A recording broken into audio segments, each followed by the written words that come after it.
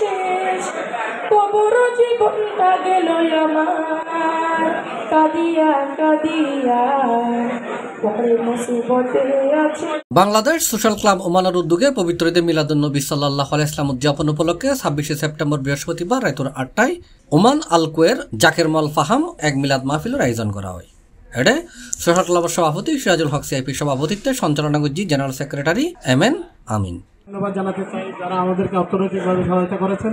তোমাদের উপর তোমাদের যে সম্পদ এবং তোমাদের যে জীবন এটা অন্যের জন্য হারাম করা হয়েছে।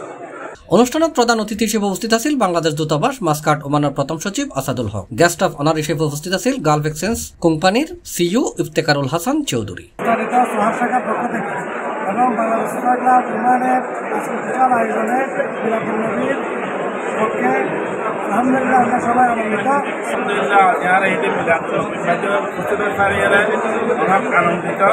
পবিত্র মিলাদুন্নবী সাল্লাল্লাহু আলাইহি ওয়াসাল্লাম উদযাপনের গুরুত্ব তাৎপর্য তুলে ধরে আলোচনা করছি ক্লাবের ট্রেজারার মাওলানা আব্দুল সালাম আল কাদেরী। এই মিলাদুন্নবী আরো উপস্থিত আছিল senior vice chairman Rajaul Karim CIP, Azimul Haque Babul, বীর মুক্তিযোদ্ধা মোহাম্মদ নোমান, শাহাবুদ্দিন সিআইপি, আলবারাকা গ্রুপের চেয়ারম্যান আবু ইউসুফ সিআইপি সহ আরো উপস্থিত আছিল Chittagong wings, Comilla wings, Noakhali wings, sports wings, Dhaka wings, engineer wings, Uttarbanga wing, Chittagong সমিতি ওমান, হাটহাজারী সমিতি ওমান, বাংলাদেশ সোশ্যাল ক্লাব ওমানের সোহার ইউনিটির সিনিয়র নেতৃবৃন্দ। সকল বাংলাদেশিদেরকে নিয়ে আমরা এখানে মিলাদুন্নবী আজকে শেষ করলাম এবং সবাই আনন্দিত হয়েছে, আমরা আনন্দিত।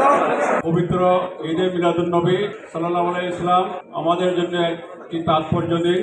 এই তাৎপর্য দিন নিয়ে বিশদ আলোচনা করবেন আমাদের বিজ্ঞ মৌলানা সাহেব এখানে উপস্থিত আছেন। মাহফিল উদযাপন কমিটির আহ্বায়ক মোহাম্মদ আনোয়ার হোসেন, আব্দুর রহিম, যুগ্ম আহ্বায়ক সিরাজুল হক সিআইপি, মহসিন আলী সরকার, সদস্য নাজিমউদ্দিন চৌধুরী, আবুল বাশার সরকার, শাহজাহান, জসিমউদ্দিন, নুরুল আজিম মানিক।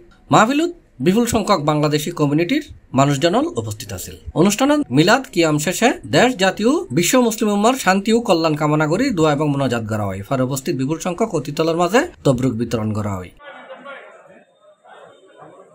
C+ চট্টগ্রাম।